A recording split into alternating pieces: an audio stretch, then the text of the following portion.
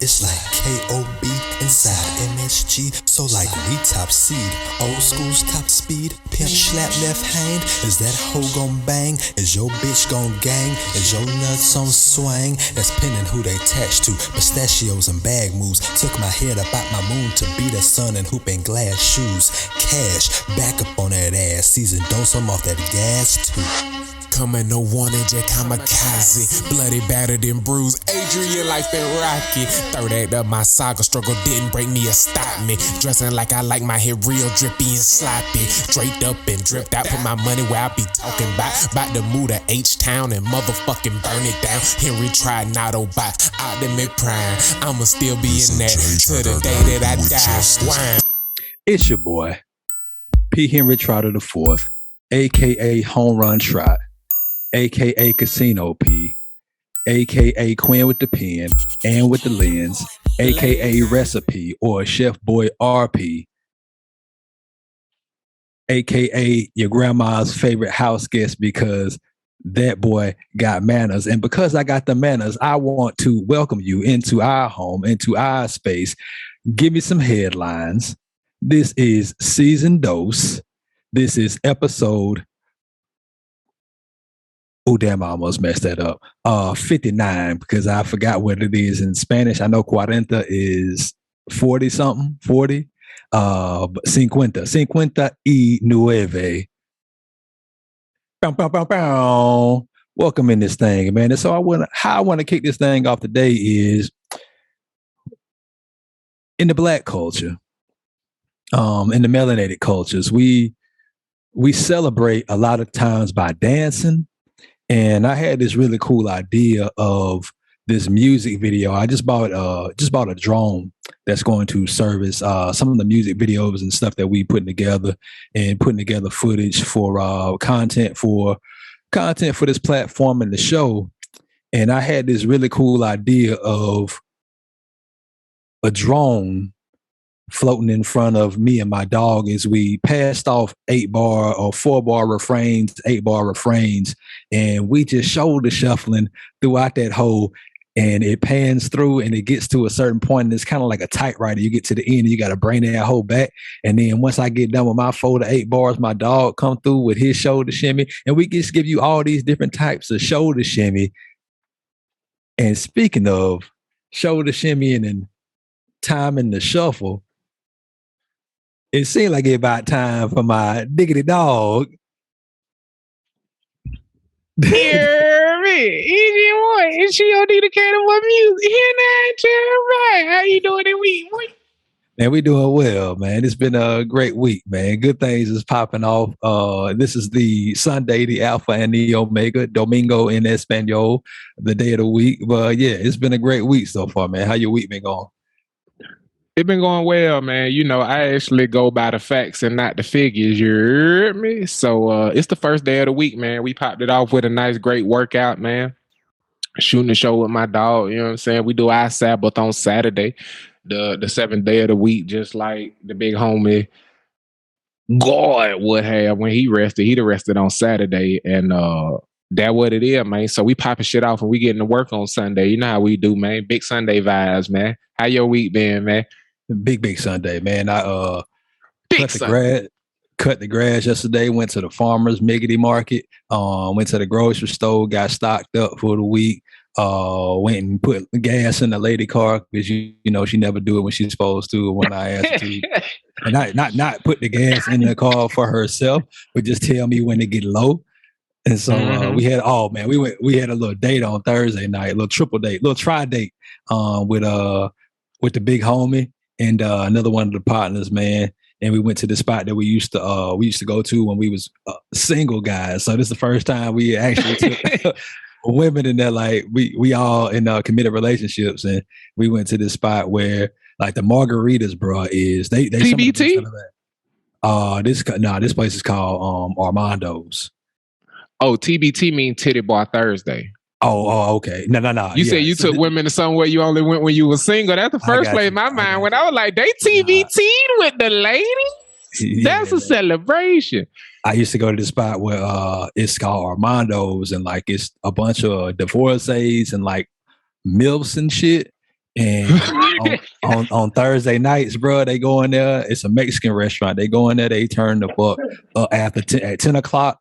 They clear like they pull the tables back off a dance floor. It's a square dance floor, and then folks is like they let loose, and it's a mixture of like 20 somethings, 30 somethings, and like 40, 50, 60 somethings, and like everybody come together, and it like they mix like shit from like back when your mama them was in their heyday in their 20s and shit, and then they mix in like hip hop and shit, and that shit be a great time, bro. And the margaritas there is 2 spots in Houston that I go, three spots that I go if I want a really good margarita. One is Armando's. The second one is the Papado? No, Armando. Okay. The second one is this place called Cyclone Anaya's, but it's the one that's on like Woodway and Bering, I think is the cross streets. And then it's another place called BB's. It's a New Orleans Tex-Mex blend spot. And if I'm not making it myself, that's where I go to get like a great margarita. I'm sorry. I can't even lead a dog out, Louis. I go to Muldoon's. I go see my dog over there at Muldoon's. I don't know how you ain't mention your boy. I got the best margaritas in the country every time about. But if my dog hit the nail on the head, I'd be spared if I ain't let y'all nigga know what's going on. Okay, the boy dead. Hey, you talking about this is C.O.D. MD operation. So I'm gonna get this thing chopping. Hey, you talking about? And this right here is hold up. Y'all see me fucking up. Trying to screenshot. This is a flickety flight that ain't talking about, and sent my dog P started it all talking about a nice little date. Then especially one involving libations, bebés in Espanol, and talking about some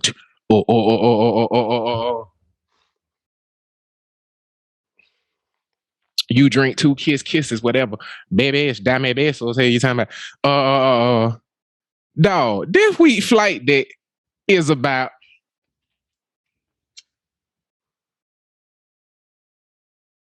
underperforming, man. Cause niggas always running around lying on their dick, man. So we gonna tell some honesty. You feel what I'm talking about? Whiskey dick. You can blame it on whatever you want to, man. I had too much liquor. We finna tell some I ain't bring my A game stories, man. Cause niggas act like they just got down. I ain't gonna name no porn stars, but you feel what I'm saying. Niggas act like they don't have off nights, man. And we gonna make it okay to talk about this a community.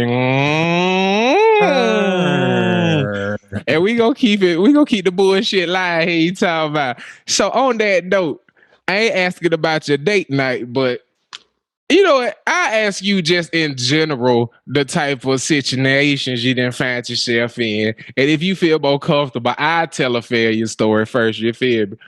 No, I got no problems, bro. I was telling you in the pre-show, I probably had more off nights than on nights. And that's, I guess, I got a high. Just remember, man, you make it to the Hall of Fame in baseball if you bat .333. Yeah. And if you batting .333, like you well into like you first ballot Hall of Famer. Like you can get into the Hall of Fame in baseball batting .301, .302, .303. But yeah, man, I let me see. Where do I start? Yeah, I'm probably Jeets with the sex and Shaq with the kind of language. You feel me? I'm in the paint with that. You feel what I'm saying? My shooting percentage like 60 at least. It's really close to the like 100, 105. But I toss it to you on that note. We go get into that. Because I done had some terrible nights there too. You feel me? Yeah. And that's the thing, man, is a lot of cats talk about like they prowess between the sheets. Shout out to the Isley brothers. But so often, man, like when I got started, bro, I didn't know what the fuck I was doing. I don't have any older brothers.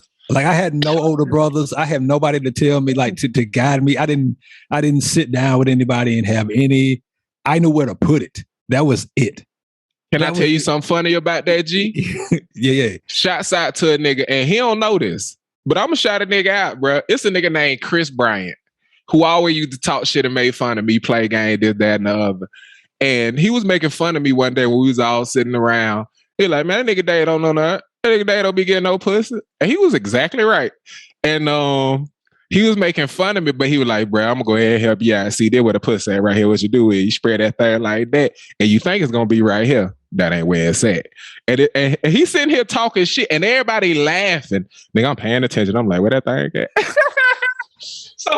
So Brandon, your big brother stay talking that shit, but Crib Brian put your dog on, man. Shouts out to Crib Brian, man. We was chilling out there with me, him, Donald, Boontsy, chilling out on McCoy Street, some real hood shit, some Decatur shit.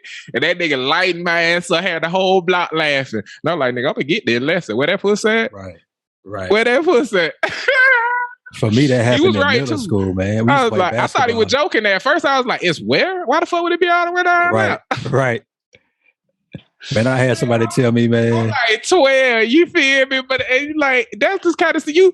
And that's why I know nigga be lying, because niggas is making fun of 12-year-olds for not getting pussy. You feel? Yeah. Right. But yeah, I tossed it to you on that though, man. We telling some honesty here today. Yeah, man. If we talking about, I probably didn't make a woman come until I was well into my 20s. I lost my virginity at 18. Like second semester, freshman year of college, I lost my virginity. I probably didn't make a woman come until well into my 20s. I might have been like 20, probably 24, 25, maybe. Wow. Like I'm not even kidding. Because before then I had no clue what I was doing. Like you think, I read a statistic that said only 11% of women come through vaginal penetration. Mm-hmm.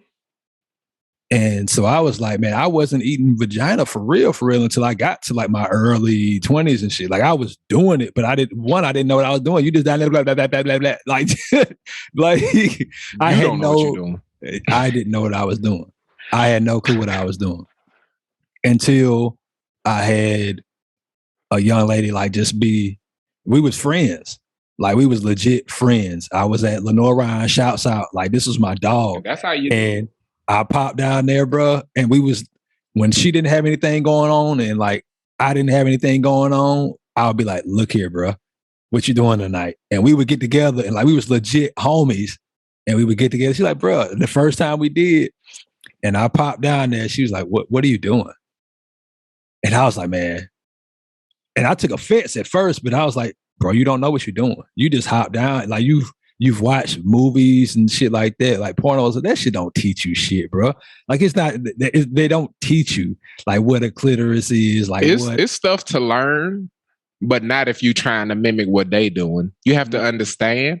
Right. Half the positions you see, they fucking like that so that you can see them fucking. It ain't so that the woman receives pleasure or that the stroke hits the G spot or any of that. They fucking like that so that you can see them fucking. Right. You know what I'm saying? But that toss it back to you. Yeah, man. And so she took your boy. I might have been 23 at that time, 23, 24. 23. And she took your boy by the hand and was like, this is what. And she was the first person, because when it's somebody who you romantic, get a cold glass of you romantic, like when you romantically involved with somebody, like they up until that point, none of them wanted to hurt my feelings, I'm assuming. Or they didn't want it, they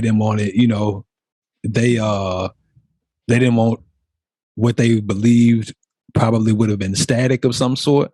So I had my homegirl, man. You young enough to where they potentially had never came before. So if the sex is better than other niggas they had, they don't know what they're missing out on. Yeah. So yeah, man, me and my homegirl made my homegirl come and several times, and like we would get. She started inviting me over more often. After like she taught me, she's like, well, I taught this motherfucker, so I'm finna get these benefits.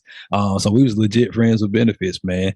And that's so I did not know what I was doing when it came to eating the vagina. Didn't know I had to. And then like on the coming up short, not even coming up short, but I'll give you a story of when I was in, I guess we'll go with college. And like I was with this young lady. I feel like the pussy pastor, that nigga just going into confessional. He ain't even giving a back and forth. That nigga P said, man, I've been waiting on this like that. Tell this nigga go home and say 10 cunnilinguses. Go home and say 10 cunnilinguses. Eat you a bag of Skittles so you can't taste it, man. And go ahead, eat that doobie shoot, man. That's how you cleanse yourself of all of these sins. Nah, I'll toss it back to you. I'll tell you, I feel, because I didn't know what the clitoris was or how to stimulate, how to do the dual stimulation. But yeah, you could keep that story loaded. I started the same place in the journey you did, and I saved my actual story too, and then I fire it up after you do yours. But yeah, man, the journey through the realization that I ain't know what the fuck I was doing. We ain't gonna go deep into the timeline, but let's just say I wasn't afforded the luxury of delusion for any amount of time. And I don't know if it's cause I just date cold-blooded bitches, or I always liked older women, but I always dated women who were more experienced than me. You feel what I'm saying? Yeah. Now, I only say that to say that don't mean I was good starting out. I just didn't have any delusions about me being. I had work to do. You feel what I'm saying? And I just put in that work very deliberately. You feel what I'm saying? But then right here is about a failure. You feel what I said? So I just reference without telling the story, the type of failure I'm talking about. Bruh, I don't never be just coming quick. You feel what I'm saying? So in the scenario where it's something that is thrust upon me, I don't never know what the fuck to do. Now, that's what I mean by it's a lot of nights where a nigga not on here A game, but it's different shit that could be the reason why it wasn't a great pitching night. You feel what I'm saying? And being pulled from the game early is the craziest one, because unless you've done the proper pre-gaming, that's a night stopper. You feel what I'm saying? Cause what if it's 8:30? Y'all not finna go to sleep. Y'all got another 3-4 hours of being awake after you just done. Yeah, you feel me? Y'all got another 3-4 hours of being awake. You hungry? I mean, what the fuck y'all finna do? You feel what I'm saying? You want to take a quick shower? We can go back out.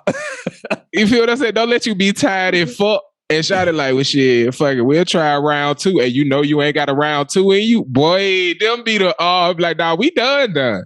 We done. I know what you thinking. But this ain't that. We done. I'm going to sleep here soon, goddamn. Boy, I swear for Lord, boy. That's what my story gonna be in that ilk. You feel me? Cause I got a few of them shit, but I ain't gonna count, boy. And that ain't a, oh, I'm an old head now, nigga. I drink plenty of juice. I drink plenty of water. I don't have that type of problem. Now, this a young nigga who had the issue.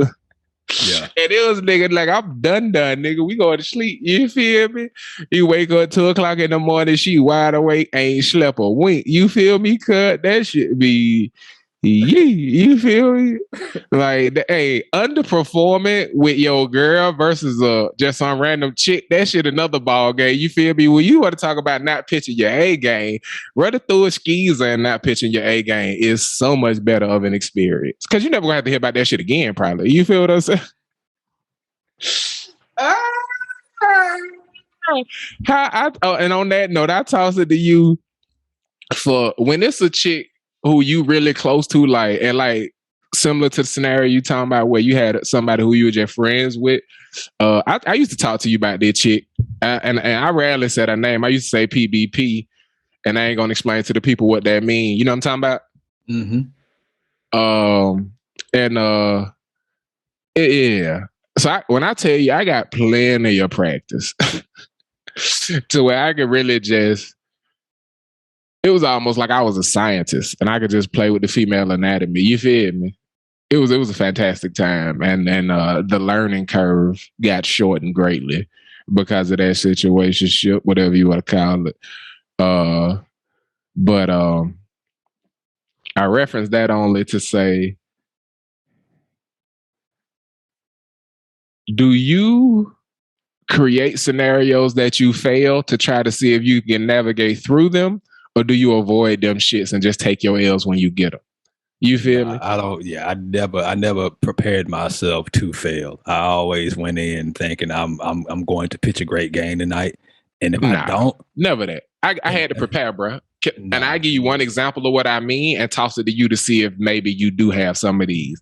In the early days, like when I first checked into the game on my young Kobe shit back when I wasn't a starter, if the first position we did was cowgirl, oh, I'm fucking done.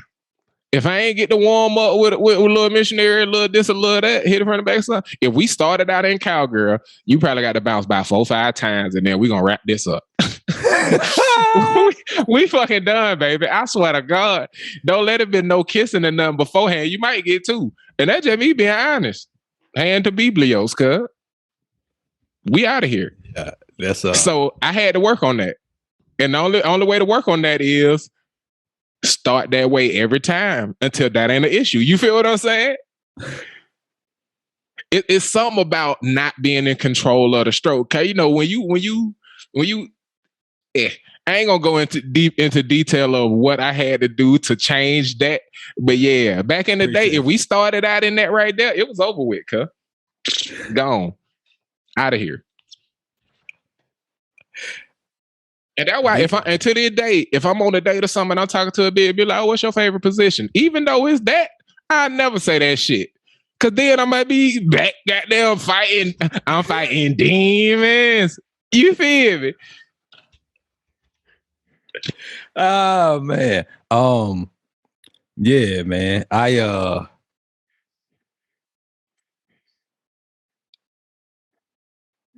that nigga said, and my real daddy lost to my stepdaddy in a slapball fight. You know what I'm talking about? Yeah, I know. Oh, that's fresh in my memory. Oh man. Let me give this one to you right quick. I'm fighting demon. That's the type of honesty I'm seeking in this segment, P. I feel like you was tiptoeing into the honesty, nigga. I'm being real with it, girl. No, there's no, for me, there's like not a, I told you, like we've had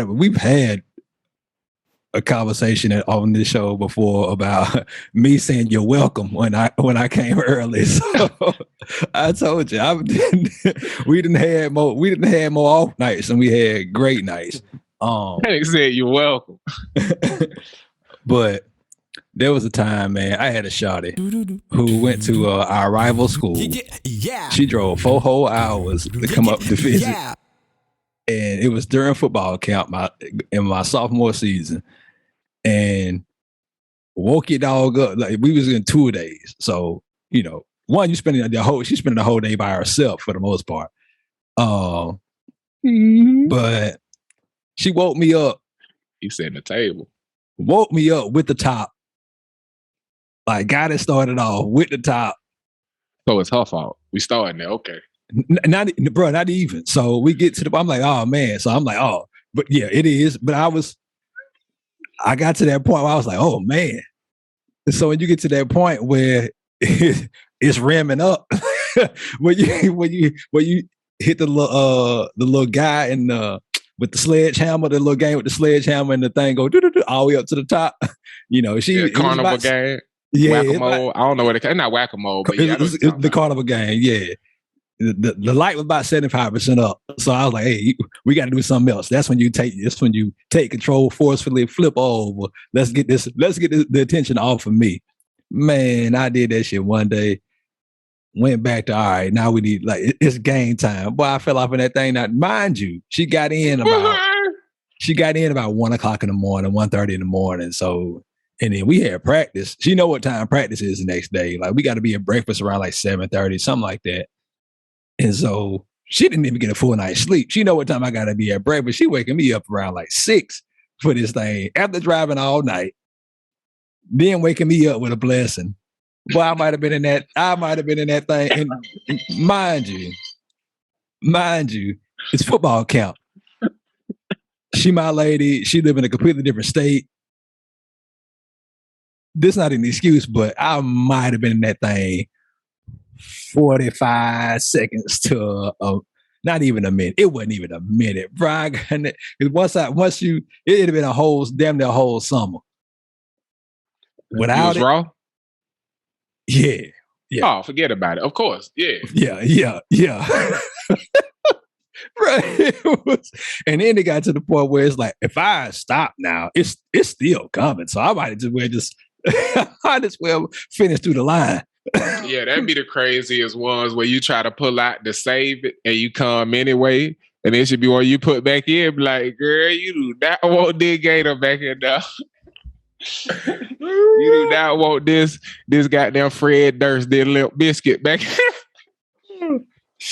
I'll give you the one liner she hit me with, bro. She said, well, at least it was explosive.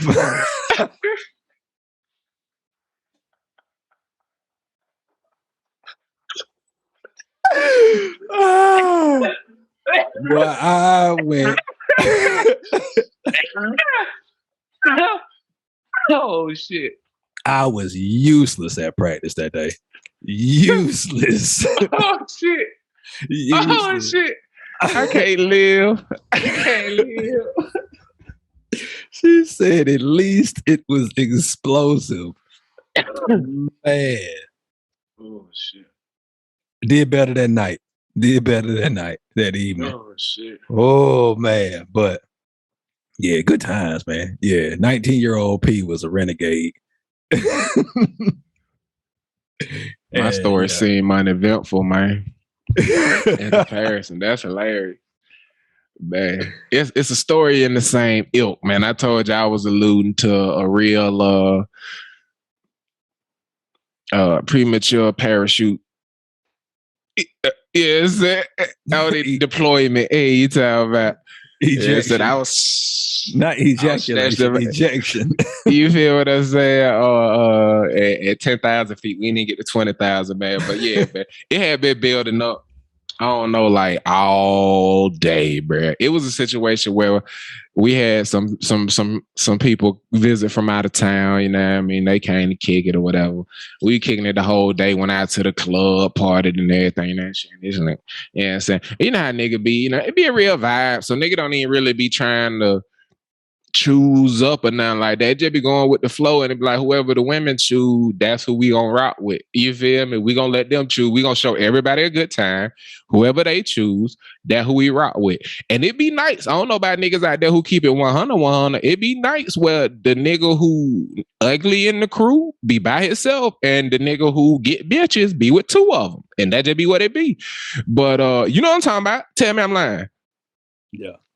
And we don't play that. Oh, no, you got to go with Ugly Homes. You feel what I'm saying? And you might splack a bitch off and her partner jail. Why? I don't know. But anyway, the whole situation was the person I wanted chose me. You feel me? And it was way too much anticipation because it was a weird situation. I wasn't quite sure how it was going to flip out. But yeah. So it played out how I wanted it to. You know what I'm saying? Whoop the shoot. And it's to the situation where nigga done blacked out the whole spot and niggas in way too close of a quarters. You feel what I'm saying? It's like, I still got their furniture in one of my spots. But anyway, one nigga's on the chair with a chick in their lap. One nigga's on the couch with a chick like hugged up and the other nigga on the love seat. And every time the TV do something, the whole room light up and it get weird. You feel what I'm saying? You remember what I'm talking about? Because you was here for what I'm talking about. Not the actual encounter, but like what led up to, you know what I'm talking about, right? Yeah. Like it was a real fucking living. But yeah, so I'm like, fuck it. I need to separate the wheat from the fake. You feel me? So I get up to go hit the balcony and smoke me one to see who come with me. You feel me? So shawty come with me. And I don't even want to say what the conversation was to make it clear what the situation was. But when we came back from the balcony, we went straight to the fucking room. It was over with. You feel me? Now, quiet is kept. Soon as we got in that motherfucker, nigga, it's going down. We need to cut the lights out in that motherfucker. If you know, fucking with the lights on a different type of fucking, you know what I'm saying? The whole vibe different, you feel me? So it's real like wild situation in the foreplay, you feel me? And then we get into it and Shawty end up on top of me, big ass titty, right? So it's already a situation and I'm already in the predicament. I know I can't be in this predicament, right? So then before I can even work my move to where this ain't the situation, I'm in that thing. You feel me? And I'll talk about we hit bounce 4, and I'm like, I gotta work me a move. So you know how you do that, wrestle them over, right? You feel what I'm saying? And I swear I don't. Yeah, you talking about? You ready for this? So anyway, I wrestle shot over, but she liked that shit, bro. And before I could even pull out, the legs was around me, and I was gone. You hear me? But when I tell you, I pulled a fucking don't say no in improvised class, I was like, oh shit, the condom broke. You feel me? I had to pull up out that thing at like the Jimmy bro cut, and I switched out and I slipped that guy out. You feel me? Tried to get him back ready, but I was gone. I lost that battle, boy. I tried to get him back ready and go back at it, and I was just like, I just acted like I came the second time and just accepted that I lost this one. So she probably tell the story of I came quick, but it was way quicker than she realized. You feel what I'm saying? You feel me? And I got stories where I feel like Shawty owe me some cake. And I feel like I owe Shawty some pickle, bro. I ain't do Shawty nearly right for the anticipation that led up to it, for us not being able to fuck when we first kind of started feeling the chemistry because I was in a situation, for how that day led up to. And she did not get my A game. She deserved better, man. I owe Shawty some dick, and I ain't even gonna act about it. If I ever catch her, I'm gonna take her out to a real nice dinner. Yes, and I'm gonna make that right. I swear to God. If she might tell you, man, just skip all this shit. Next opportunity, I'm gonna make that right because Shawty deserved better than that. Cause Shawty told me, bro, when I said she the first one who put me over to like, man, I don't know what y'all life experiences look like, so I can only speak to mine. And as a young man, I had what they call a fuck it list because I saw that Morgan Freeman and Jack Nicholson movie, The Bucket List, where they wanted to do all this shit before they died. I said, ooh, I'm gonna do that with bitches. And I made a fuck it list, places I wanted to fuck, different types of women I wanted to experience in my lifetime and shit, like the 50-yard line at the school I went to, shit like that. And I just started checking shit off the list.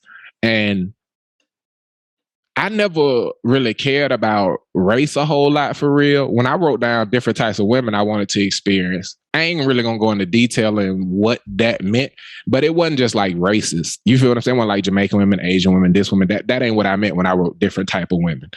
I meant like a prude I turned into a freak. Like, I ain't gonna go into anything outside of that. You feel what I'm saying? Because, you got a freak who put you on game, but when you... Anyway, when you got a chick who you start dating who can't suck no dick, and by the time y'all really get into it, she got down tearing that motherfucker up, that's a different type of connection. You feel what I'm saying? That's a you welcome situation. I just gave you a skill you can use the rest of your life here. You talking about that shit gonna change your fortunes. But I forgot where I was going with this. You talking about the fuck it list? Oh, the fuck it list. And like, bruh, Jamaican women, and this what I mean by I don't have races on my fuck it list, but Jamaican women in my life experience will be your ruin. Bruh, I swear to God, we'll put you in the figure fold. And she the first one, and the next one is what made me say, hold on, it's a pattern here. And then the next one, it was like, man, God damn. Okay. So it ain't me. It's them. It's them. They magic. But yeah, man. Shouts out to Shawty, man. I'm too deep. And yeah, mine is done, but yeah, Jamaican. I owe Shawty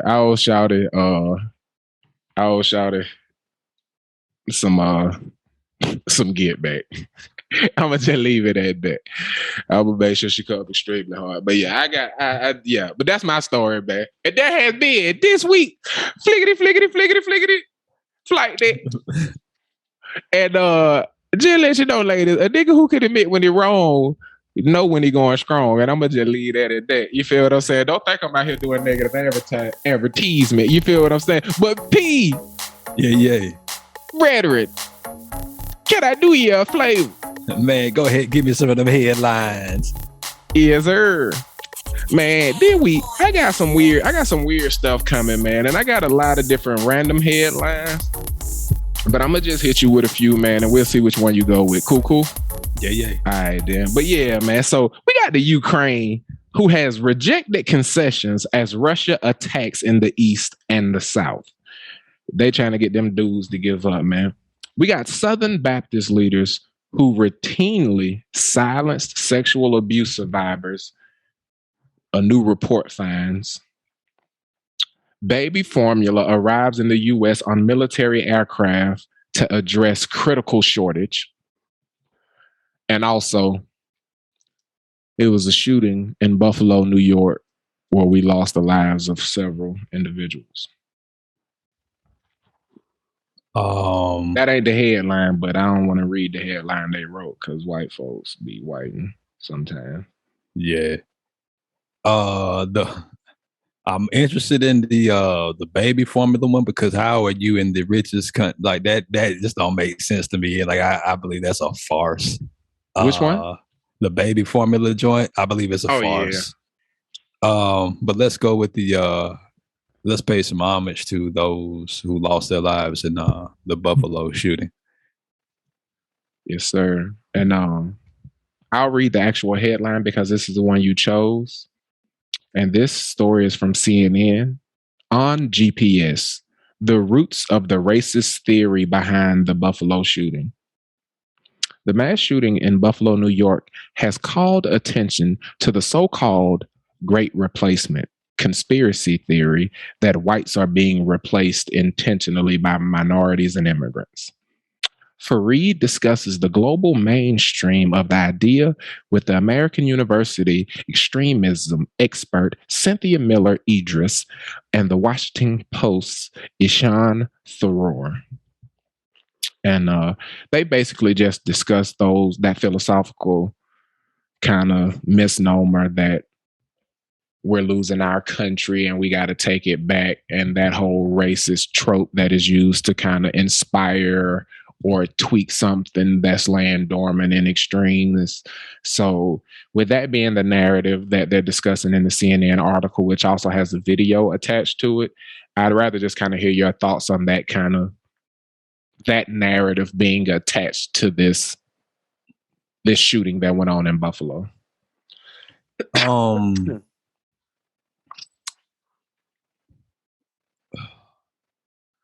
It is, I feel like it's unfounded.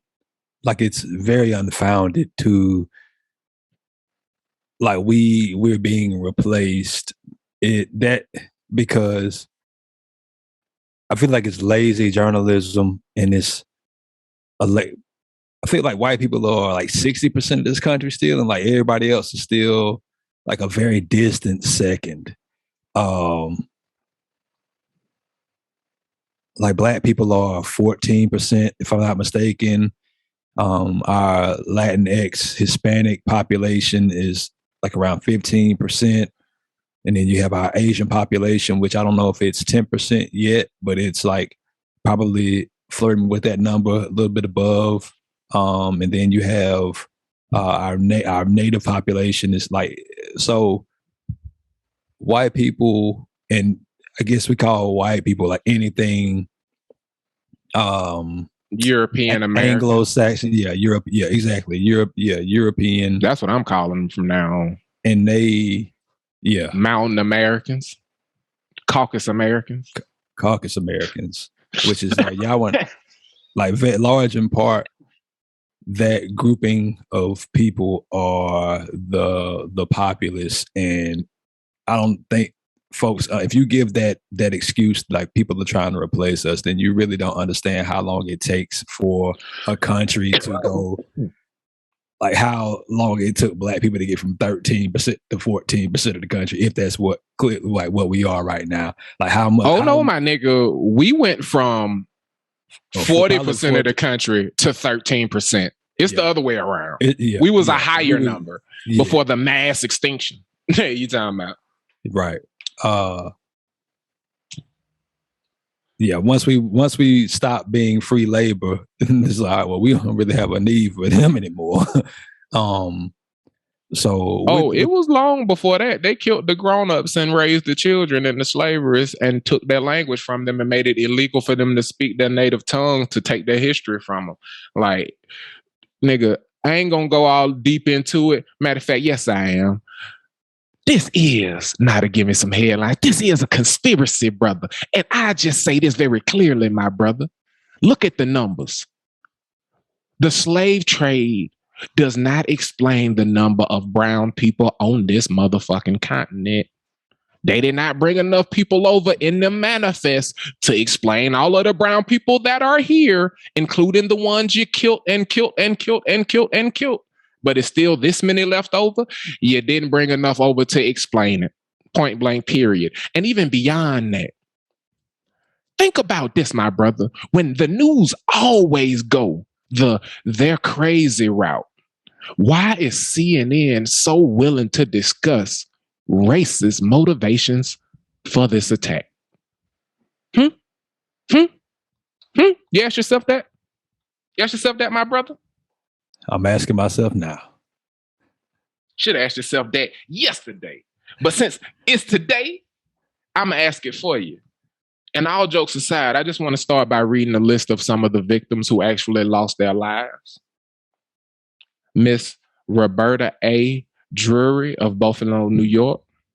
Margus D. Morrison of Buffalo, New York. Andre McNeil of Auburn, New York. Rest in peace. Aaron Salter of Lockport, New York, age 55, rest in peace. Geraldine Talley of Buffalo. Celestine Cheney of Buffalo, New York.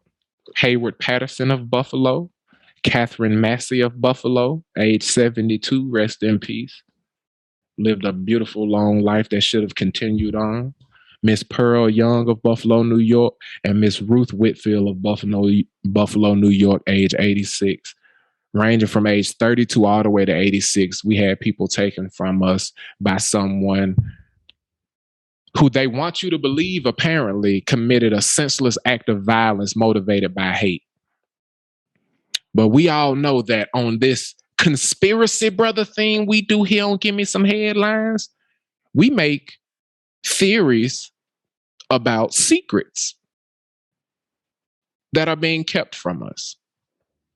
One of which we are all aware of is there being countless patents that have been filed for alternative fuel sources for cars to run on. And every time someone files one of those patents, they end up dead.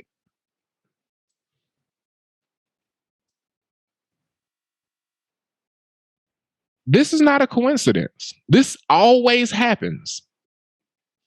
And the fourth name on the list I read to you, Mr. Aaron Salter of Lockport, New York, just so happens to have been filing a patent for a hydrogen system engine to replace the need of the dependency on oil. And he had multiple videos posted about it, multiple interviews he posted about it. And it should run. And all of them started to disappear about 6 years ago. And then he never talked about it again. And the next time you hear Aaron Salter's name, that is an engine running on water being compressed and processed and turned into hydrogen gas. And it is running in conjunction with the oil-powered or gas-powered engine. Because the thing that actually powers your car is the process of combustion that the gas goes through. And that pressure is what they use to push and drive the piston, so on and so forth. And that is what he is using the hydrogen gas to do in the same vein. And he has it processed and running through at two different points into the same engine block. And he's able to run it where it's running off of gas, running off of the hydrogen system and gas, or just off of the hydrogen system. It is a hybrid fucking F-250 running off of water and gas. And you never heard his fucking name. This video got 11 comments on it, 996 views. I say that again. This video got 11 comments on it. It has 996 views. And he just so happened to get shot dead by this shooter who drove across so many states to go commit a hate crime. And this shooter killed the white security guard too. You know why he killed the white security guard? Because he didn't know which security guard he was supposed to kill. So he had to make sure he got both of them. Had it been 3 security guards there and 2 of them had been white, he'd have killed both white security guards. And the only thing I say, man, is on this show, I keep talking to y'all about my name from a philosopher standpoint, going with the vein from the brother John Locke, tabula rasa. John Locke, one of the signers of the Declaration of Independence, the school of thought that tabula rasa come from and all of that stuff. He one of the pillars of the philosophical genre in and of itself. But man cannot create from that which he has not seen. And Jack Reacher, a huge fucking Tom Cruise franchise film that has been turned into a television show and everything. The original Pentecostal movie, Jack Reacher is on the search for a sniper. And the plot to that movie work out very simply. The sniper killed 5 random people in order to make the one person he wanted to kill look like a random killing by a psychopath.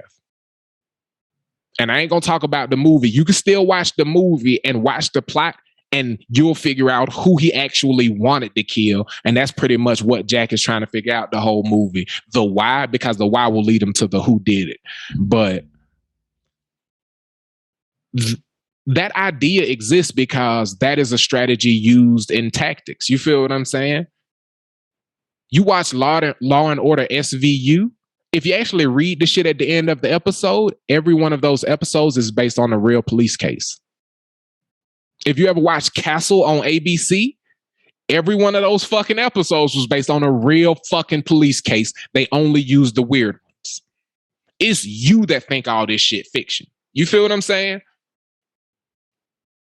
So I point out very simply that a nigga who applied for a patent on a engine that run off of hydrogen based off of water compression and combustion just got shot dead as a random hate crime in Buffalo, New York. And only 996 people have even seen the videos of him running his 4x4 big fucking dually truck off of fucking water. So on this conspiracy, brother, I only hit you with facts, not even a theory. I gave you the plot to the goddamn Tom Cruise movie. I gave you the fact that this motherfucker here, a random nigga who is ex-military, tinkering at the crib, working as a security guard and protecting people in his spare time, filed for a patent for a hydrogen engine that he never got.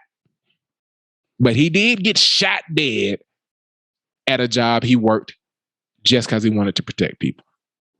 So I toss that back to you with all of that information. How do you feel about CNN sitting down and talking about the racist theory behind what would motivate a shooter to cross state lines and go to commit this hate crime in Buffalo, New York? It makes sense that this is the okie doke. Like, it makes sense that this is the okie doke. You give a reputable source like CNN this type of story, and you let them run with it. And then you get it on all these outlets like the Today Show, The View, everybody. Like, if this reputable source is saying this is what the case is, NPR, like what have you, if he writes the word nigger on the front of his gun and he live streams it and you can see clearly it says nigger, then this is a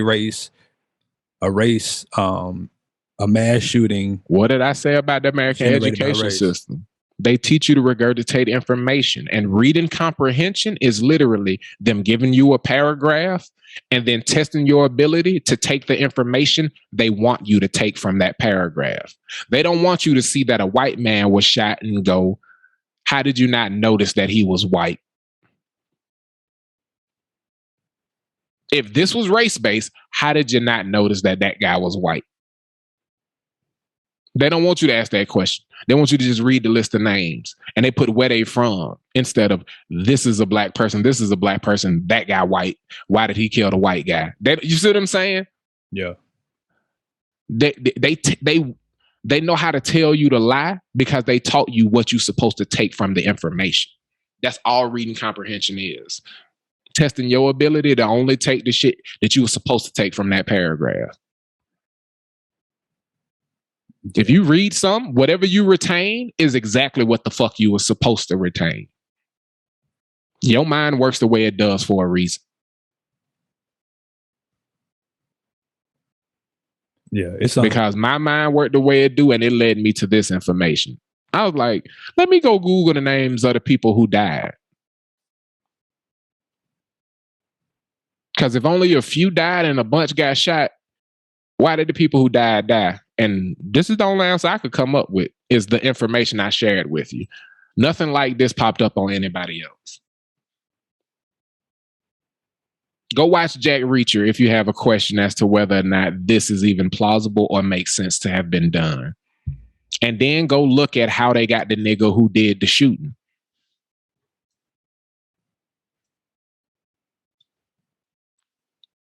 Research the shooter. You will not find mental illness. You will find visits from a 3-letter government agency to him leading up to the shooting that he committed. The entire year leading up to the shooting, you will find visits from a 3-letter government agency. Google the shooter and look for what his parents are saying about what happened. I'm not going to make any theories up. Google the shooter's name and look up what his parents are saying about what happened. I'm going to simply ask y'all to go do research. I ain't going to make any conclusions for y'all. That's what these conspiracy brothers are going to be about. Can you respect that, P? Yeah, that's fair. But what I got to say about it, go see what their mom and daddy got to say about what happened and why they believe the shit happened. But Pete. Yes, sir. We gonna slide on past that GSH, cause I feel like, hey, it turned into a conspiracy, brother. And as we talk about Jack Reacher and all this different kind of crazy shit that's going on and that what happening.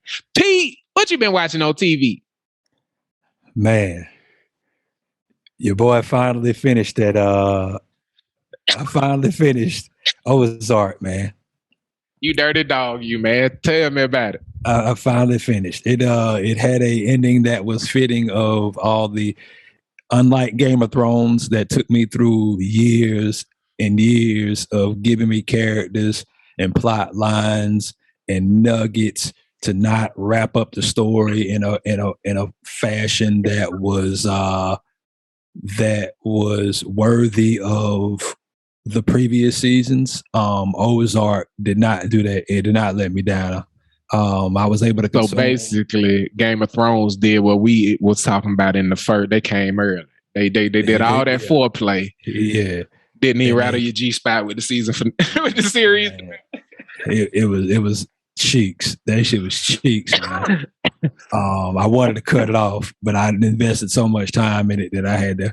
And then but Ozark, man.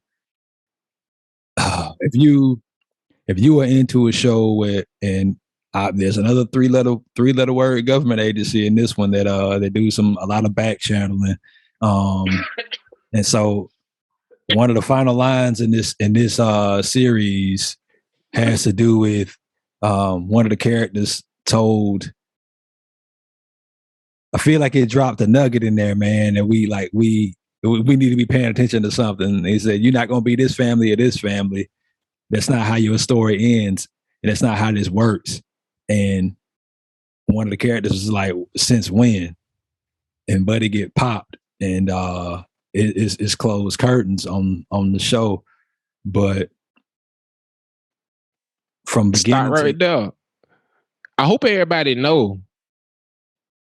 They trying to tell you that's how them families got to where the fuck they is. Yeah. That wasn't just you don't get to be clean. That was you don't get to make the transition. I just want to make sure people understood that. So when they go watch it, they understand what they seeing and what they hearing. You hear me? Yeah. You understand what I'm saying when I say that too, don't you? Right. Like Lawless with Shia LaBeouf, Tom Hardy and them, it is about an American political family. That movie about them bootleggers and all that shit that went on, those three brothers are brothers you know from American history. But go ahead, my nigga. Yeah.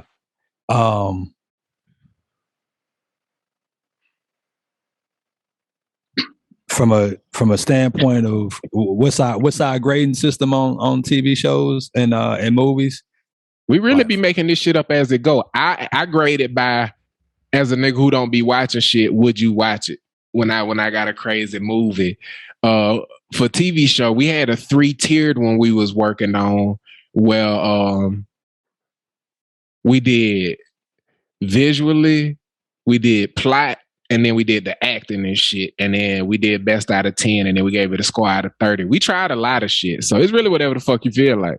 Yeah, man. Visually, it is like the cinematography in this thing.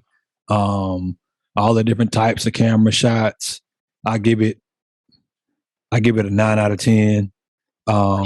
Story, I give a 9 out of 10.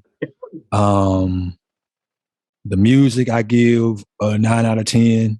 Ooh, good category addition. Yeah. Make it out of music in the show is fantastic. Like the scene where Shorty walking through the diner in New York and she see Killer Mike. Like she getting her mind prepared to do this thing. And the soundtrack, the entire episode is all Nas. But like 2 episodes.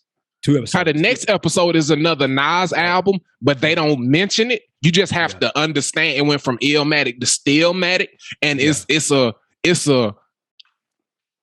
it went from ill to like Rufus, nigga.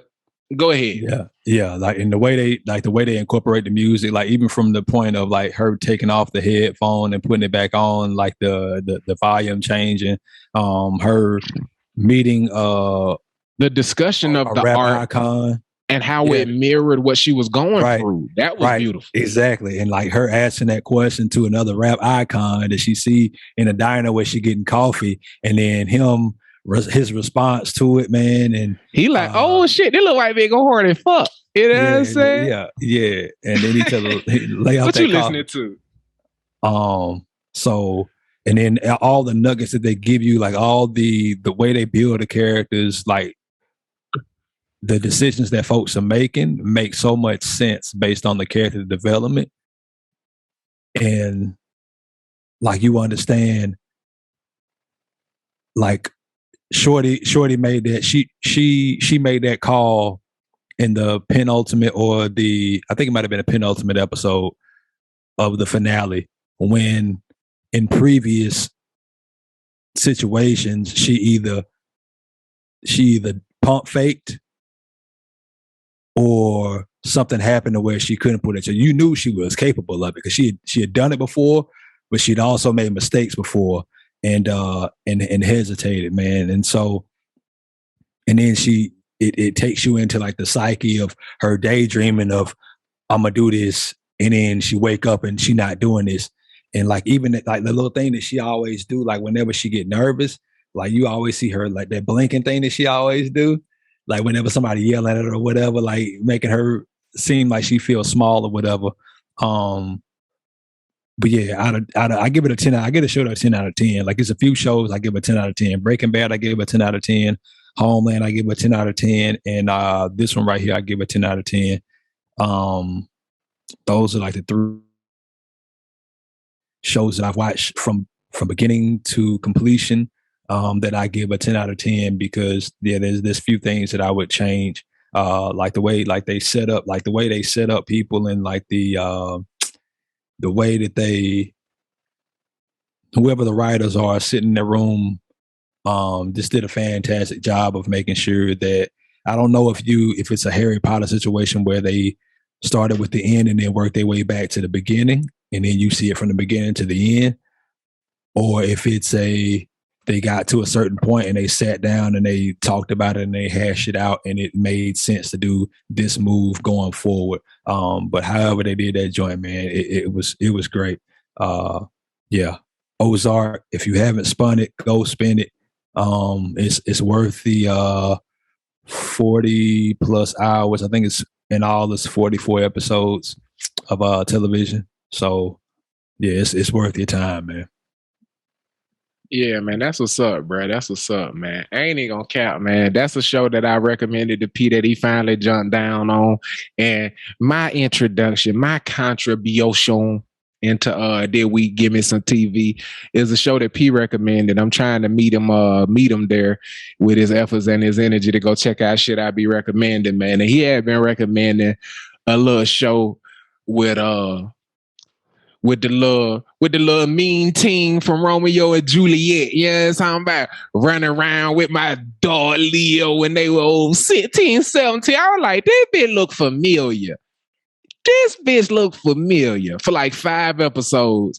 And then she had a nervous breakdown. And I was like, oh shit, Romeo, wherefore out thou? This Juliet, goddammit, Claire Danes in Homeland. They ain't got shit to do with Romeo and Juliet. What I actually watched was Homeland. I ain't know where I was going for a second.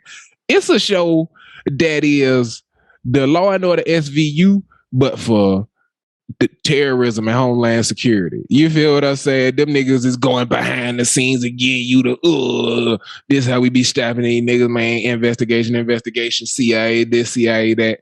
And the best way I could describe this show at its nexus, like at its genesis, like, it's just confusing. You're like, man, what the fuck is this bullshit? It took me 5 times to get through the first episode. But I was like, this shit feel like a soap opera, yo. And then I go and I look at the titties to see what the rack look like. And I'm like, 12 episodes? I just watched that whole shit.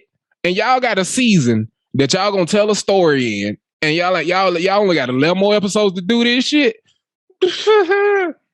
Then I cranked up episode 2. Nigga, I watched 2 through 7 that day. You heard me? That bit was flaming after that. That first episode, it was the pilot. And that's what I didn't realize. Episode 2, the show is running. A showrunner, whole team, they fucking pushing. Episode 1, the pilot. So for anybody who think about checking out Homeland who ain't seen it, I'm going to tell you right now. Do not judge that shit off of episode 1, but you need episode 1 if you're going to enjoy the rest of the fucking series. I'm only on like season 3, but you need episode 1 if you're going to enjoy the rest of it. But that shit irritating and fuck. But if you're going to care about what happened, you got to watch episode 1 to even care about what's going on. Yeah, it's the setup. The people especially. You got to care. But that shit tough to get through, man. I'm talking about TikTok fucked me up. IG fucked me up. Working on the show fucked me up. But then once I sat down and I was like, let me check this shit out. And I was watching it on my iPad and I was like, nah. I watched it on the little computer while I was doing something else. I was like, nah. I put that bitch on the TV, surround sound, sat on the couch with some food. And I was like, okay, let me go ahead and pop this second one off. And after that second one, I was like, I'm fucking in. They got like a smooth 6 hours that first day. But it's like, and I assume that's how a real operation go, but it's like real clandestine and old sneaky fuck shit all the way up until some shit go boom, and then that shit stay like that. And I'm like, okay, yeah, fucking yeah. So if I could compare this to anything without giving a review, because I ain't through the whole series, it's a good roller coaster so far. It had a good ass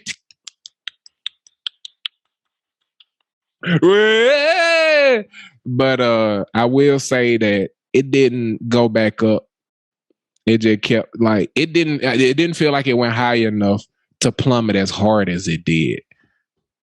You feel what I'm saying? Yeah.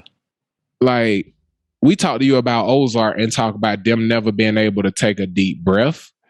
Like It's like these niggas dunk the basketball and then kick the shit into the rafters to give up a tech immediately after winning on purpose. And I'm like, what the fuck? You know what I'm saying? Like, dunk the ball, nigga trying to take it out. He just kick it over, get the delay of game tech. Like, what the fuck is you doing? That's how we do it, cuz. We trying to keep this shit interesting. You think we out here to win? We out here to play the game. That shit's stupid as fuck, man. But I'm like, if our country really doing stupid, which they probably is, fuck these niggas, man. Cause that's how they do it in the street. You feel what I'm saying? Yeah. Catch a petty drug dealer, go back out and get it goddamn plug. Catch the petty plug, go out and get his goddamn actual nigga who's serving pounds. Get the nigga who's serving pounds, get a distributor. You feel me?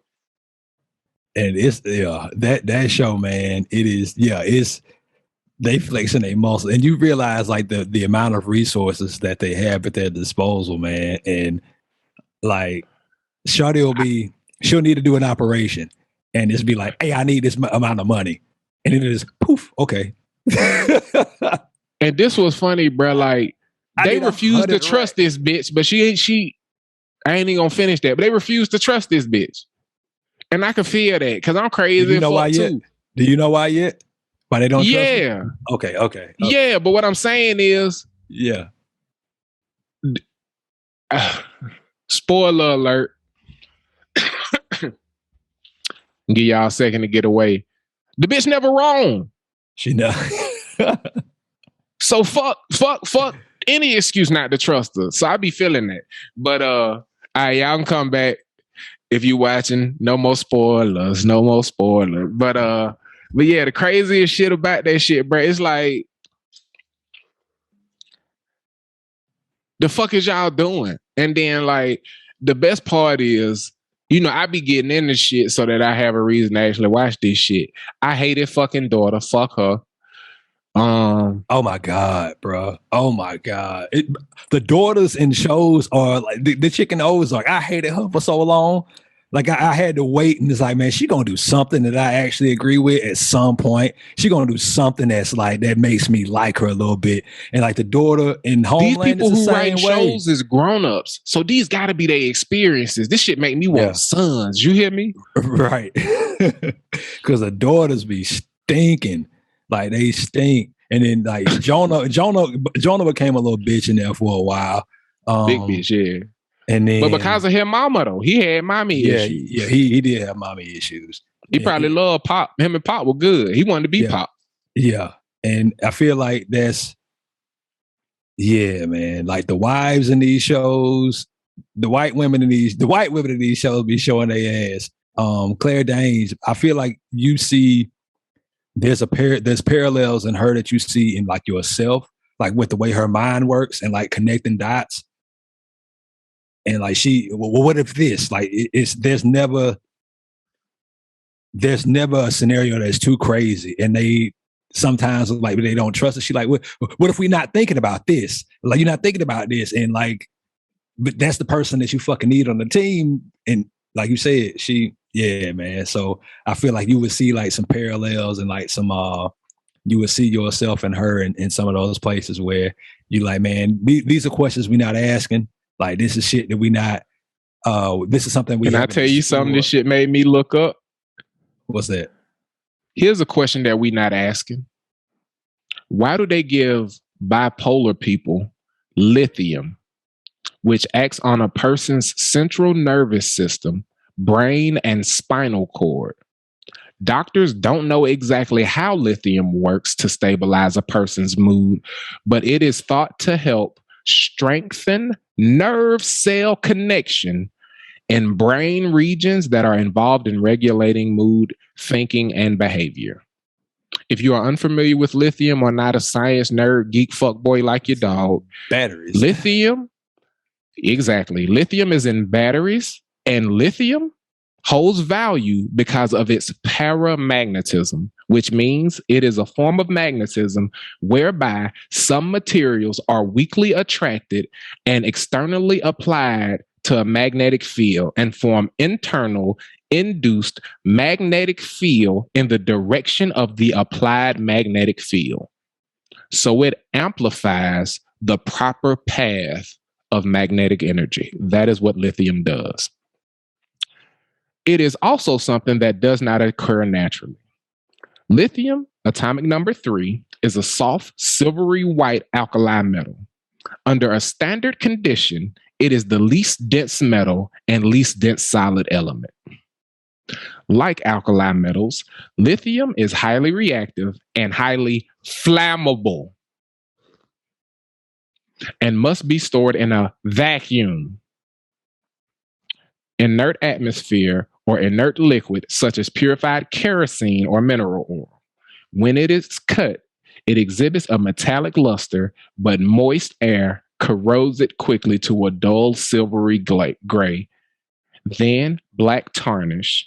It never occurs freely in nature, but only in, usually, ionic compounds, such as pragmatic minerals, which were once the main source of lithium. Due to its solubility as an ion, it is present in ocean water and commonly obtained from brines. Said all that to say, I constantly say to you motherfuckers that we are biomechanical machines, electromagnetic beings that have a specific charge.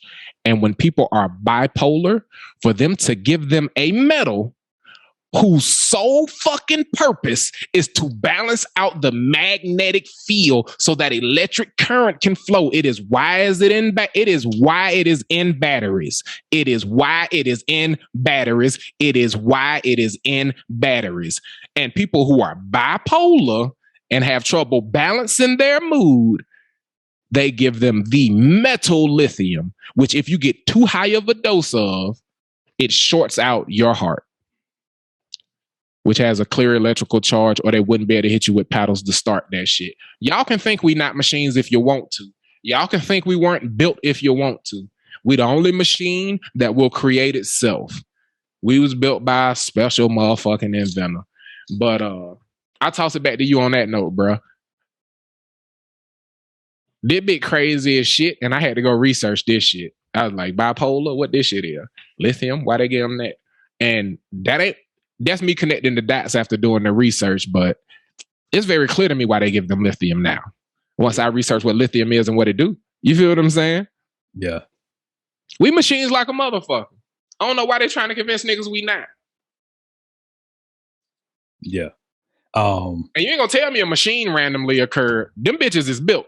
I literally bought a book today that I ran across from I was telling you about in pre-show. I've been consuming my Bible. I'm currently in the book of Daniel, and I bought this book from the bookstore that I told you about that I go to called Quarter Price Books. Like this bookstore is called Half Price Books, and Buddy created a store. Oh, look, real quick.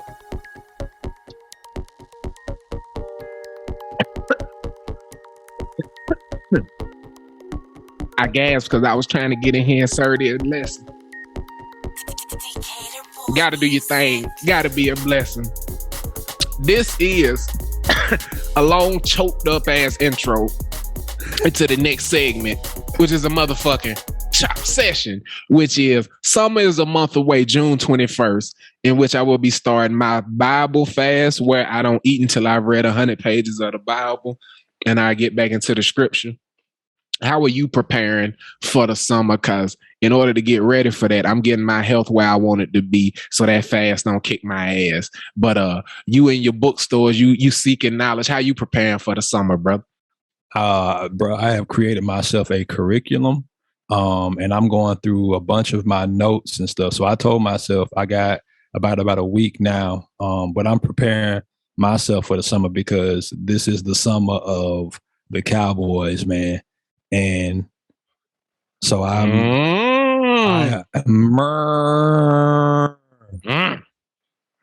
so I'm preparing myself by consuming I'm consuming the information that I need that'll give me the knowledge we need to infuse it into the businesses that we are building. So we have the proper knowledge that we need moving forward, and we are our own wealth of knowledge. And I'm digitizing everything that we working on so we can build better systems. So these things run without our even being around. And that's for me what real wealth is.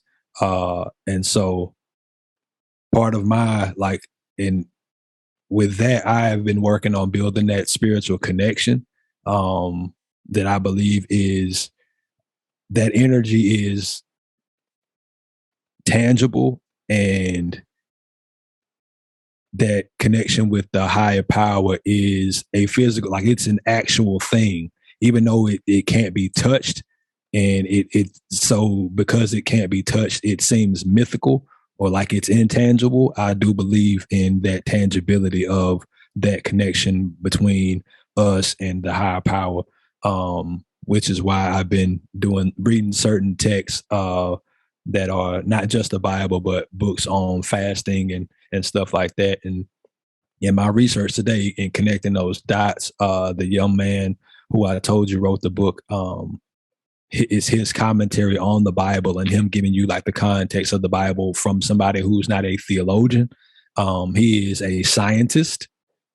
He writes sci-fi books, and he is a scientist. Like, he is a physics, like God, like he is that dude. And when it comes to physics and biology and biomechanics, and he wrote this book called Life and Energy. And it talks about the human body and the, like how you was talking about, like the mechanics that go into our body, and the metals and like what our blood is made up of, and like it's sans the physics, but it's the biology and is the biochemistry of the human. And so I ordered that book, and it's gonna become a part of my library, bruh. And it was difficult to find, so I was like, this is a book I need to have, because it ain't a whole lot of copies that's in print. And so it's by Isaac Asimov. It's called Life and Energy. And but yeah, that's how I'm preparing to go into the summer, bro, is collecting the information, all the information that I need, so I can turn it into a plan of action. Yes, sir. Yes, sir. And you hear my brother, he say he getting their mind ready for the summer. And y'all know I'm getting my spirit ready when summer hit with my Bible fast. So as we go the mental, the spiritual, then I'll touch on the physical. You know what I'm saying? I'm back hitting them weights like a lunatic after a crazy situation last year that I ain't really talked too much about on the podcast, weirdly enough. But I got hit by a tow truck and it fucked my shit up. So I haven't been able to work out for like 6 months, and I'm back hitting this shit hard. And thank you, universe, because they keep telling me that you're going to hit an age where your body just don't bounce back. And I be damned. I believe whatever you believe is your reality, because I said fuck that shit when I was 10, and I ain't hit that wall, and I don't plan on hitting it. You know what I'm saying? Bones be making a little bit of noise, but when I tell you, when a nigga get to curling and doing different shit, that shit carve out in a crazy motherfucking way, bro. But like, I just started back, and like, nigga, when I do these right here, like the little shoulder shits, my shit look like it. Like, even if you look at that shoulder plant, it look like them muscles is separated at that shoulder joint. You see what I'm saying? Yeah. You can see 3 different like muscle groups, and that's from 2 weeks of working out. So when I'm a month in, 2 months in, I feel like I'm gonna be on some Super Saiyan shit. And I ain't out of shape because I be eating decent to an extent. You feel me? Get me the line. I just done got the wild portion control when I eat bullshit. And then when I eat decent, I eat crazy amounts of shit. You know what I'm saying? But yeah, man. So my big thing is getting back into that habit of cooking all my meals, so that even when I eat unhealthy, it's the healthiest version of this shit possible. Like, I'm eating fried foods. I ain't breading my shit. I'm battering it. You feel what I'm saying? Different shit like that. I know I'm using good, clean oil. I ain't using oil from yesterday and shit like that.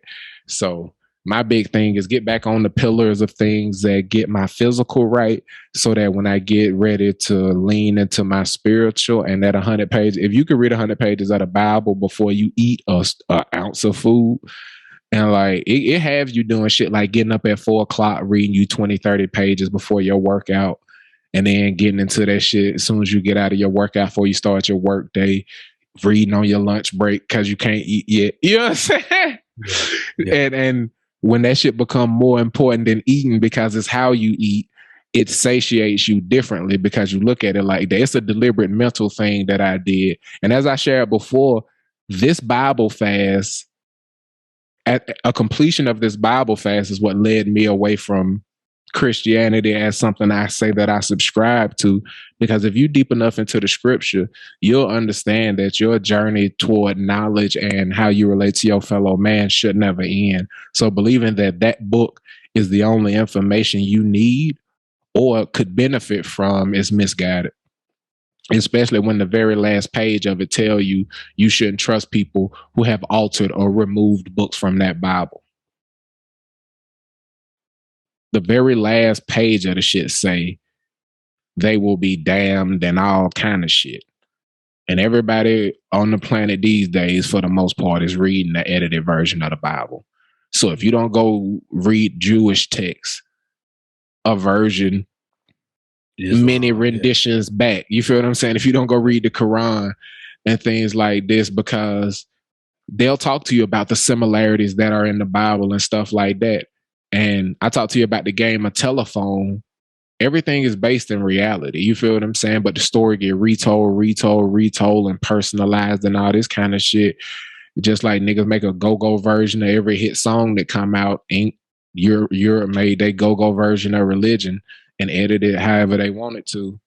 And if you don't go out and seek more knowledge, you'll only have the 10 commandments instead of the laws of Matt. You feel what I'm saying? Where they were taken from. He only took 10. It's like 31 of them shits. You feel what I'm saying? And they're affirmations. They aren't commandments by God that thou shalt not. Is I will not. They are affirmations. Right. You know what I'm saying? Like, I will not covet my neighbor's this. I will not lie. I will not cheat. I will not steal. Is you affirming that as, and when you speak power, you speak things into existence. And those as affirmations affect your heart and affect the universe around you way differently than someone else speaking a limitation. People break limitations for all kind of reasons. How you relate to an affirmation of who you are and what you stand for is totally different than how you feel limited by an external force. I shall not kill. It's people. Damn, I'm so glad I said that properly. It's people who will never kill again and have made that declaration, and a life raised in religion with the strongest faith make them believe they'll be forgiven for something, living life and relating to human beings around them and doing things led them to an affirmation that will guide them through the rest of their life, prevent them from ever doing something religion tried to tell them they couldn't, or as a rule. You see what I'm saying? Yeah. I know a good number of individuals who will never kill again because of affirmations of self, not external rules or potential consequences of the action, because they couldn't give a fuck. You understand me? They couldn't give a fuck. But they'll never kill again because of who they are and that affirmation of themselves and that character and what they stand for moving forward in their lives. And like I said, man, when in the journey to relate to the people around you better, you in the royal sense, and love on your fellow human beings and relate to yourself and the journey inward, if you ever choose to be done, you are doing yourself a disservice. And if your scriptures say don't worship false idols, the same way you can read Greek mythology, go read other religious texts for the information. Treat their stories like they're allegories, like they treat your shit. Treat their stories like they're myths, like they treat your shit. But don't rob yourself of the education and the experience. But I say that in a world where a good percentage of Christians don't read the Bible. So I could care less about one judging me for reading the Quran and the Torah. Have I told you about this book that I've been reading? I've been reading a book called The Boron Letters. And it's a guy who is considered to be one of the best copywriters of all time. You might have mentioned this dude. You didn't mention the book though. It's called Spell Boron. Boron. The Boron. That's how I'd have guessed it. Yeah, I'd have got that in the spelling bee. They did a bid. He did a bid for 10 months, and every day of his bid, he wrote his son a letter, and he was like, "I want to turn this into a book." He's like, I'm gonna be rattling these letters off. It's gonna seem like I'm a bid as in jail. He was in jail for 10 months. The best copywriter ever went to jail for what? He buried the lead, nigga. Niggas say he did a bid. Niggas gonna think he bid it for a book series. Like, man, I want the copyright for Harry Potter. That ain't what he talk about. Yeah, well, Boron is the name of the prison he went to. So that's why he named it that. Yeah, that's why he called it the Boron letters. But Boron, so he wrote his son these letters, and he was like, "I'm gonna tell you some stuff about life, and I'm gonna tell you some stuff about writing and making money." And so like we finally got into that's why I told you I was eating bananas every day, because he was like, I eat a banana every day. He's like, people tell you breakfast is the most important meal of the day. He said, that's bullshit, man. He's like, you need to eat something before you expend any of your energy. He's like, eat you 3 pieces of fruit throughout the day. But he's like, eat you a piece of fruit, eat you some granola with like some yogurt or something, and get you some fluids in you, some fruit juice, and then some water. And he's like, bro, you good money, like maybe some toast or some shit. And he's like, bro, you good money. And he like find you a protein, and he go through that shit, man. And he talk about like getting an hour road work in a day. He's like, there's a hill that was at the jail or whatever. He was like, man, right now he's like, I'm out of shape. He was like, today I was able to do that shit go halfway around the hill, walking and shit, and then a couple weeks later, I know I ain't crazy. Boron, the element on the table right before carbon. Mm-hmm. It's weight of 5. I think BR is this periodic table element. Whatever. Abbreviation. Yeah. Appreciate you. But yeah, in this book, man, he talked. Damn, I forgot what you was talking about that led me to the thoughts about the Boron letters. Damn, what was we talking about? Religion. Damn. And we talking about that's what it is. Religion. He was saying, man, he's like, read the Bible. He's like, I want you to read. He's like, read the Bible. But he was like, most of these Christians don't even be reading that motherfucker, bro. When you do a survey and you ask people what's the most important book to them, he's like, most people gonna tell you the Bible. And he's like, they full of fucking shit. He's like, most of these motherfuckers ain't read the Bible, son. What part? He's like, man, people whenever they do surveys, and he was telling his son about, you want to start a business? He was like, start a business. He's like, find out what people are buying, like what they're actually buying, not what they think they should be buying or what they say they're buying. Look at what they're actually buying. If people are buying milk, that's something that you can actually look at. And he's like, it's a website that he gave. This is back in '84, so there weren't websites at this time, but there was like an actual report that's printed out of like what people are actually buying. He was like, find out what the people you selling shit to, find out what they actually buying. And he was like, don't. He's like, somebody tell you about their favorite book, and they write down in the survey, oh, my favorite book is the Bible. And he's like, when was the last time you read that motherfucker? When was the last time you picked that Bible up? And he's like, nah. He's like, nah, I read the Bible. And he was like, you read the Bible. But he's like, most Christians don't even read that shit. So take that shit with a grain of salt, son. But man, this dude, he's super, like, he not shrewd, but he's very to the point. He's like, man, he's like, this is what I learned about being in jail so far. It's like, these guys in here are to the fucking point. And he was like, don't be a pussy. It's like, a lot of guys in here are pussies, man. It's funny. Like, his pops is funny. And he's like, I'm not even a tough guy. He's like, I'm in here for white collar crime. But he's like, I'm not a pussy. He's like, I work out every day in here. He's like, my arm. He's like, dude, get big arms. Last dude you want to fight is a dude you think that if he hit you one time, he knock you the fuck out. Get you some big arms, son. Bro, it's funny, bro, but it's practical advice. It's very practical advice, man. But yeah, we might have to make that a bullshit book club edition.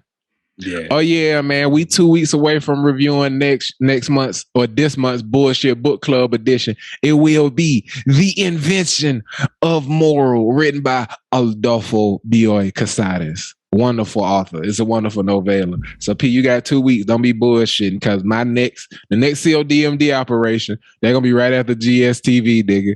We go right into bullshit. A point. I'm with it. All right. And on that note, we gonna do that one real quick. You dig me? It ain't even gonna get a hashtag in the show notes. You been watching the NBA playoffs? Playoffs? You been watching any of this shit, the ECF or the WCF?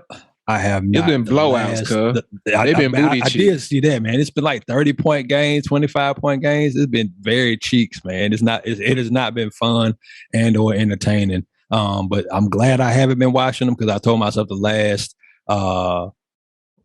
week of since I finished that guy, I said the last week of my fast, I'm gonna not consume any television. So I won't have anything for Give Me Some TV next week. So you're gonna have to carry that yourself. But yeah. I have not been watching these playoffs. I bet. I mean, it dropped next Wednesday, so that could be the bullshit book club. You want to make the GSTV bullshit book club? So I got a week to read the book? It's 97 pages. I can do that. Yeah, I can do that. It's a novella. Nah, I just carry the GSTV. It'll be one of them ones where I explain to you a couple movies, and I'll review that Cat Williams World War III that we were talking about. Cat Williams dropped a special, y'all, called World War III on Netflix out there in the community. Y'all check that out with me. And next week, we're going to give him some TV and we're going to review that thing. Y'all throw some comments in there. Fuck with us. Rate, subscribe, review on Apple Podcasts, Spotify, Google Play, Deezer, YouTube. If you're checking us out on the visual platform, man, get ready to fuck with us on that Patreon, because y'all about to only have season 2 on the YouTube. And you're going to have to go to Patreon to get the whole catalog. But on the podcast, man, y'all will be able to catch everything on the audio platforms. We really want y'all to be able to catch the whole saga. But you want the whole visual. You want to see the fuck-ups. You want all the stuff that niggas could get counseled for. You want the episodes where me and PJ go back and forth trying to get the other one to say some shit that the other one gonna not be able to run for Congress because of. You're going to have to go ahead and subscribe on Patreon. You feel what I'm saying? Join the community. And we'll come back hard with GSS next week as CBS with our dog Cooley Boy Sports coming back to let y'all know who gonna win the finals. He's been pretty accurate, screaming in my DMs from afar as he's had different stuff in his schedules and taking care of the twins and shit, pull them away from being able to do the show. But he gonna come back with a vengeance, and we gonna really rep that bit. But Pete, would you do me a favor? Man, do you want something good, my brother? Need it, G. Could you tell me something good? I sure as fuck can, man. So y'all know what this time of year is. You get down into mid-May, late May. Everybody know your timeline on IG, your timeline on Facebook, your timeline on LinkedIn if you got a job, your timeline on Twitter is gonna be covered with a thing that is very cyclical in our culture, which is graduation season. And this week's story comes from I thought he was going with sundress season. Oh nah, man. I feel like you're gonna like this. Stay tuned. So there's a school that was founded in 1951 by the Society of St. Joseph of the Sacred Heart, the Josephite Fathers and Brothers, through the Youth Progress Program of the Archdiocese of New Orleans, and that is St. Augustine High School in the NO. And I'm gonna send you a video, my G. I meant to do this earlier while we was talking, and I got wrapped up in the conversation. I apologize. But there's a school there's a school in New Orleans called St. Augustine High School. And it is an all-boys school. And and it is the premier place in New Orleans for education for Black men. And it is the reason they have made the TSG this week is because they have a 100. Yes, sir. You can do that. They have a 100%. I can send it to you want me to drop it in the chat? Or I can send it to You just keep doing your thing, man. Keep the show smooth, man. That's Background Productions, man. I'm on the where you send it to? Your text message. Okay, yeah. When they come through, I'm gonna have it ready. All right, that's a bit. So St. Augustine in New Orleans, Louisiana, was founded in 1951. It is one of the premier schools for Black men's education in the city of New Orleans and in the state of Louisiana. They recently celebrated, obviously, their 50th anniversary. But the class of 2022 is particularly special because they have a 100% college acceptance rate. 100% college acceptance rate among these young men. And they have amassed already $9.2 million in scholarship dollars. So St. Augustine High School, 7th Ward, the heart of the 7th Ward, New Orleans, Louisiana, which New Orleans is a show that you hear, especially when we're giving some second line, which is where that segment name came from, is because second line is it is a staple in the New Orleans culture. St. Augustine High School has a 100% college acceptance rate, and those young Black men have amassed over $9 million in scholarship money thus far. And this video that my dog is going to show you was doing some circulation on the interwebs, and he going to show it to you now. And this is the celebration after graduation.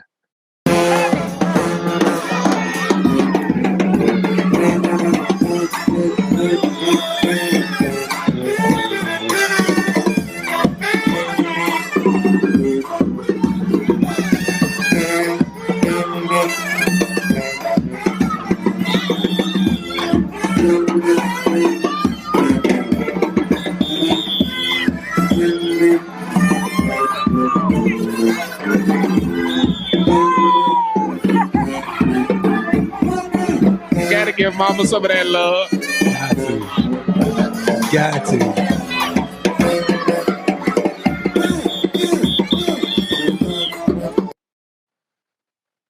But yeah, man, you see how these boys out there in St. Augustine getting down, man. Like the whole community came out and showed them love.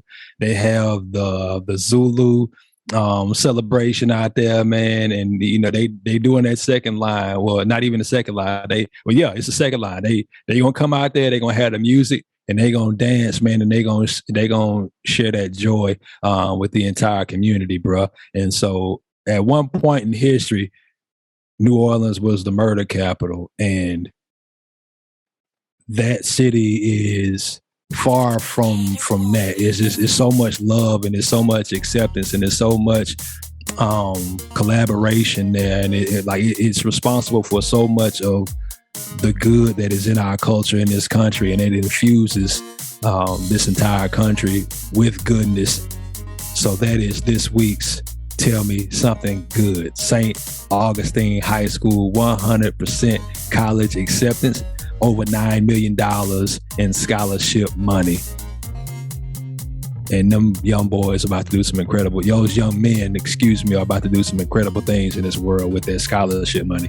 So I can't wait to see in 4 years, in 2026, when they graduating from their 4-year universities, what they are heading into the workforce and heading into whatever industry of their interest that they have, what they will be accomplishing. Yeah, I heard my brother, man. And that was this week's Tell me something good, man. The best part of the show, man, where you always gonna get some good news, man. Hey, give me some headline. We gonna give you some of everything. But P always gonna make sure we leave on a high note. And your dog gonna make sure that you never forget. Like my mama say, whatever floats your boat. At the end of the day, shouts out to Young Lady. Ain't that way, Young J Money, this is how we play. We here give me some headlines. Wholeheartedly believe that it is always better, especially when it comes to scholarship money, to give than it is to receive.